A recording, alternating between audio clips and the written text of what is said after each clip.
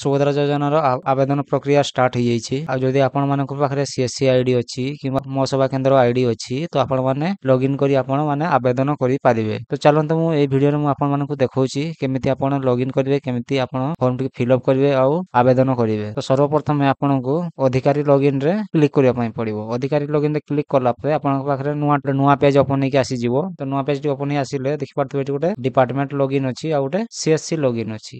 ଏପର୍ଯ୍ୟନ୍ତ ହେଉଛି ମୋ ସେବା କେନ୍ଦ୍ର ପାଇଁ ଲଗ୍ଇନ୍ ଆସିନାହିଁ। ମେ ବି 5 ତାରିଖ ଆସିଯିବ, କାଲି ସକାଳୁ ଆସିଯାଇପାରେ। ତ ଆମକୁ ଏବେ CSC ଲଗ୍ଇନ୍ରେ କ୍ଲିକ୍ କରିବା ପାଇଁ ପଡ଼ିବ। ଯଦି ଆପଣଙ୍କ ପାଖରେ CSC ଆଇଡି ଅଛି ତ ଆପଣ ଏଠି କ୍ଲିକ୍ କରି ନେଇଯିବେ। କ୍ଲିକ୍ କରି ନେଇଗଲା ପରେ ଆପଣଙ୍କ ସାମନେ ପୁଣି ଏକ ଇଣ୍ଟିଗ୍ରେଟ୍ ଲଗ୍ଇନ୍ ଅପସନ୍ ଗୋଟେ ଆସିବ। ତ এই ଲଗ୍ଇନ୍ ଅପସନ୍ରେ ଆପଣଙ୍କୁ କ୍ଲିକ୍ କରିବା ପାଇଁ ପଡ଼ିବ। କ୍ଲିକ୍ କଲା ପରେ ଆପଣଙ୍କ ସାମ୍ନାରେ ଆପଣଙ୍କ ଡିଜିଟାଲ ସେବାର ଲଗ୍ଇନ୍ ଆଇଡି ଆଉ ପାସୱାର୍ଡ ଆପଣଙ୍କୁ ଦେବା ପାଇଁ ପଡ଼ିବ। ତ ଏଠି ମୁଁ ମୋର ଲଗ୍ଇନ୍ ଆଇଡି ଆଉ ପାସୱାର୍ଡ ଦେଇ ଦେଉଛି। ଲଗ୍ଇନ୍ ଆଇଡି ଆଉ ପାସୱାର୍ଡ ଦେଇ ସାରିଲା ପରେ ଆପଣଙ୍କୁ ଏଠି କ୍ୟାପଚା କୋଡଟି ଫିଲ୍ଅପ୍ କରିବା ପାଇଁ ପଡ଼ିବ। କ୍ୟାପଚା କୋଡଟି ଫିଲ୍ଅପ୍ କରି ସାରିଲା ପରେ ଆପଣଙ୍କୁ ସାଇନ୍ ଇନ୍ରେ କ୍ଲିକ୍ କରିବା ପାଇଁ ପଡ଼ିବ। କ୍ଲିକ୍ କଲା ପରେ ଆପଣଙ୍କ ସାମ୍ନାରେ ସୁଭଦ୍ରା ଯୋଜନାର ଡ୍ୟାସବୋର୍ଡଟି ଓପନ୍ ହେଇଯିବ। ତ ଆପଣମାନେ ଦେଖିପାରୁଥିବେ ଏଠି ଗୋଟେ ଅଛି ନ୍ୟୁ ଆପ୍ଲିକେସନ୍ ଅଛି ଆଉ ଗୋଟେ ଅଛି ସବମିଟେଡ୍ ଆପ୍ଲିକେସନ୍। ଆପଣ ଯଦି କାହାର ଯଦି ସୁଭଦ୍ରା ଯୋଜନା ଆପ୍ଲାଏ କରିବା ପାଇଁ ଚାହୁଁଛନ୍ତି ତ ଆପଣଙ୍କୁ ସବମିଟ୍ ଏ ନ୍ୟୁ ଆପ୍ଲିକେସନ୍ରେ କ୍ଲିକ୍ କରିବା ପାଇଁ ପଡ଼ିବ। ଯଦି ଆପଣ ଅଲରେଡ଼ି ସବମିଟ୍ କରିସାରିଛନ୍ତି ତ ଆପଣ ଦେଖିବାକୁ ପାଉଛନ୍ତି କେତେ ଜଣଙ୍କ ସବମିଟ୍ ହେଇଛି। ତ ଆପଣ ଏଠି ଭିଉ ସବମିଟ୍ରେ କ୍ଲିକ୍ କରି ଭିଉ ସବମିଟେଡ୍ ଆପ୍ଲିକେସନ୍ରେ କ୍ଲିକ୍ କରି ଆପଣମାନେ ଏଠି ଚେକ୍ କରିପାରିବେ। ତ ଆମର ଏଠି ଗୋଟେ ଆପ୍ଲାଏ ହେଇଛି। ତ ଦେଖିପାରୁଥିବେ ପ୍ରୁଫ୍ ସହିତ ଗୋଟେ ଅଲରେଡ଼ି ଆପ୍ଲାଏ ହେଇସାରିଛି। ତ ଏଠି ଗୋଟେ ହିଁ ଦେଖାଉଛି। ଏଠି ଆପଣ ଯେତେଟା ଆପ୍ଲାଏ କରିବେ ଟୋଟାଲ୍ ସବୁ ଏଠି ଆପଣଙ୍କୁ ଲିଷ୍ଟ ଆସିଯିବ କେତେଟା ଆପ୍ଲାଏ ଆପଣ କରିଛନ୍ତି। ତ ତାପରେ ଆପଣଙ୍କୁ ଏଠି ହୋମ୍ରେ କ୍ଲିକ୍ କରିବା ପାଇଁ ପଡ଼ିବ। ତ ପୁଣି ଥରେ সেই ଡ୍ୟାସବୋର୍ଡକୁ ଆପଣ ଆସିଯିବେ। ତ ଆପଣଙ୍କୁ ଏଠି ସବମିଟ୍ ନ୍ୟୁ ଆପ୍ଲିକେସନ୍ରେ କ୍ଲିକ୍ କରିବା ପାଇଁ ପଡ଼ିବ। ନୂଆ ଆବେଦନ କରିବା ପାଇଁ ସବମିଟ୍ ନ୍ୟୁ ଆପ୍ଲିକେସନ୍ରେ କ୍ଲିକ୍ କଲା ପରେ ଆପଣଙ୍କୁ ନ୍ୟୁ ଆପ୍ଲିକେସନ୍ ଭେରିଫାଇ KYC ତ ଏଠି ଆପଣଙ୍କୁ ଆଧାର ନମ୍ବର ଦେଇ ଆପଣଙ୍କୁ ସବମିଟ୍ରେ କ୍ଲିକ୍ କରିବା ପାଇଁ ପଡ଼ିବ। ସବମିଟ୍ରେ କ୍ଲିକ୍ କଲା ପରେ ଆପଣଙ୍କ ସାମନେ ଏମିତି ଗୋଟେ ଇଣ୍ଟରଫେସ୍ ଆସିଯିବ ୟୁଜର କଣ୍ଟେଣ୍ଟସ୍। ତ ଏଠି ଆପଣଙ୍କୁ ପ୍ରୋସିଡ୍ ଟୁ ଭେରିଫାଇ KYCରେ ଆପଣଙ୍କୁ କ୍ଲିକ୍ କରିବା ପାଇଁ ପଡ଼ିବ। ତା ଆଗରୁ ଆପଣଙ୍କୁ ଏଠି ଆପଣ ଗୋଟେ ଉପରେ ଏଠି ଆପଣଙ୍କୁ ଟିକ୍ ଚିହ୍ନ ଦେବା ପାଇଁ ପଡ଼ିବ। ତାପରେ ଆପଣଙ୍କୁ ପ୍ରୋସିଡ୍ ଟୁ KYCରେ କ୍ଲିକ୍ କରିବା ପାଇଁ ପଡ଼ିବ। ତ ଏଠି ଆପଣ OTP, ଫିଙ୍ଗରପ୍ରିଣ୍ଟ ଆଉ ଆଇରିସ୍ ସ୍କାନରରେ ଆପଣ KYC କରିପାରିବେ। ତ ଆମେ ଏଠି OTPରେ KYC କରିନେବା। OTPରେ କ୍ଲିକ୍ କଲା ପରେ ଆପଣ ଏଠି ଆପଣଙ୍କର ରେଜିଷ୍ଟର ଆପଣଙ୍କର ଆଧାରରେ ଯେଉଁ ରେଜିଷ୍ଟର ମୋବାଇଲ ନମ୍ବର ଥିବ ତ ସେଠିକି ଆପଣ ଗୋଟେ OTP ଯାଇଥିବ ଆଧାର OTP ସେଟାକୁ ଏଠି ଆପଣଙ୍କୁ ଏଣ୍ଟର କରିବା ପାଇଁ ପଡ଼ିବ। ଏଣ୍ଟର କରିସାରିଲା ପରେ ଆପଣଙ୍କୁ ଭେରିଫାଇରେ କ୍ଲିକ୍ କରିବା ପାଇଁ ପଡ଼ିବ। ତ ଭେରିଫାଇ ଆମର OTP ସକ୍ସେସଫୁଲ୍ ହେଇଯାଇଛି। ତ ଆପଣଙ୍କ ସାମନେ ଏମିତି ସୁଭଦ୍ରା ଯୋଜନାର ଆପ୍ଲିକେସନ୍ ଫର୍ମଟି ଓପନ୍ ହେଇ ଆସିଯିବ। ତ ଏଠି ଆପଣ ଦେଖିପାରୁଥିବେ ସବୁ ଡିଟେଲ୍ସ ଆପଣଙ୍କ ଆଧାରରେ ଯାହା ବି ଡିଟେଲ୍ସ ଅଛି ସବୁ ଡିଟେଲ୍ସ ଏଠି ଆସିଯିବ।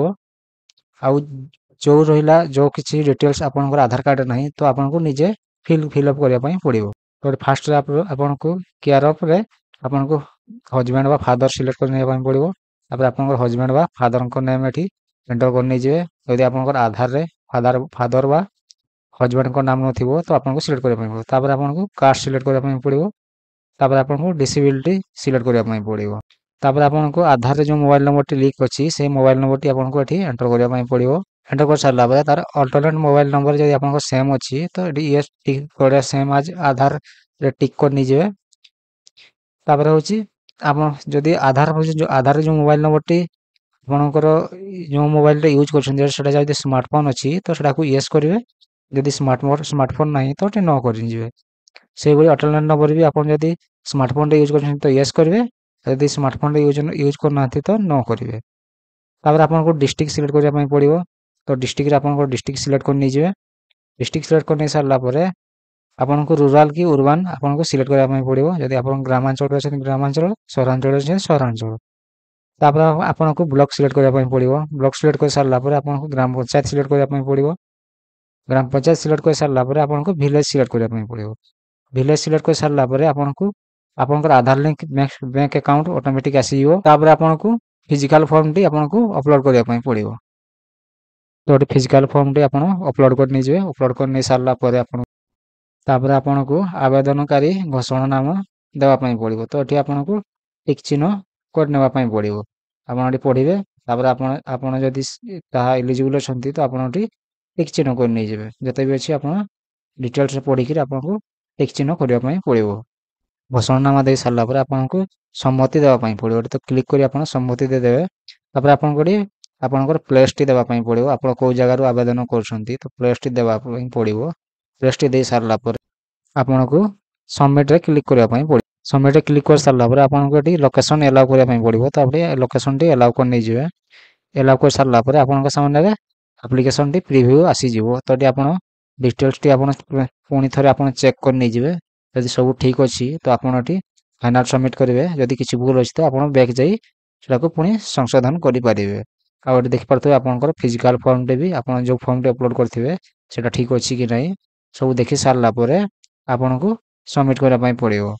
ତ ଏଠି ଆପଣ ଭଲସେ ଚେକ୍ କରି ନେଇଯିବେ। କାହିଁକିନା ଥରେ ସବମିଟ୍ ହେଲେ ଆଉ ଥରେ ସବମିଟ୍ ହେଲେ ଆପ୍ଲିକେସନ୍‌ଟି ଆଉ ଏଡ଼ିଟ୍ ହେବ ନାହିଁ। ତ ସବୁ ଚେକ୍ କରିସାରିଲା ପରେ ଆପଣଙ୍କୁ ପ୍ରୋସିଡ଼୍‌ରେ ଆପଣଙ୍କୁ କ୍ଲିକ୍ କରିବା ପାଇଁ ପଡ଼ିବ। ପ୍ରୋସିଡ଼୍‌ରେ ଆପଣ ଯେତେବେଳେ କ୍ଲିକ୍ କରିବେ ତ ଆପଣଙ୍କର ଆପ୍ଲିକେସନ୍ ଫର୍ମଟି ସକ୍ସେସଫୁଲ୍ ସବମିଟ୍ ହେଇଯିବ। ତ ଦେଖନ୍ତୁ ମୁଁ ପ୍ରୋସିଡ଼୍‌ରେ କ୍ଲିକ୍ କରି ନେଇଯାଇଛି।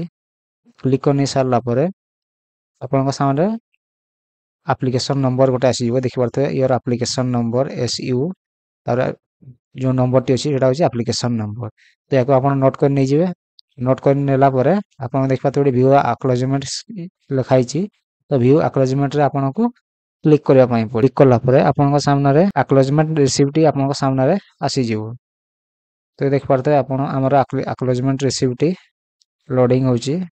ତ ଆପଣମାନେ ଦେଖିପାରୁଥିବେ। ତ ଏଠି ଆପଣମାନେ ପ୍ରିଣ୍ଟ ଅପସନ୍‌ରେ କ୍ଲିକ୍ କରି ଆପଣ ପ୍ରିଣ୍ଟ କରିପାରିବେ। ପ୍ରିଣ୍ଟ କରି ଆପଣ କଷ୍ଟମରକୁ ଦେବା ପାଇଁ ପଡ଼ିବ। ଏମିତି ଏଇ ଟାଇପ୍‌ର ଆସିବ। ତ ଆପଣଙ୍କୁ ଇଏ ପ୍ରିଣ୍ଟ କରି ନେଇଯିବେ। ତ ଇଏ ତ ଥିଲା ଆଜିକା ଭିଡ଼ିଓ। ଭିଡ଼ିଓ ଯଦି ଭଲ ଲାଗିଛି ତ ଭିଡ଼ିଓକୁ ଲାଇକ୍ କରନ୍ତୁ, କମେଣ୍ଟ କରନ୍ତୁ ଆଉ ସେୟାର କରନ୍ତୁ। ଆଉ ଚ୍ୟାନେଲକୁ ଯଦି ନୂଆ କରି ଆସିଛନ୍ତି ତ ଚ୍ୟାନେଲକୁ ସବସ୍କ୍ରାଇବ୍ କରି ନେଇ ପାଖରେ ଥିବା ବେଲ୍ ଆଇକନ୍‌କୁ ପ୍ରେସ୍ କରିନିଅନ୍ତୁ।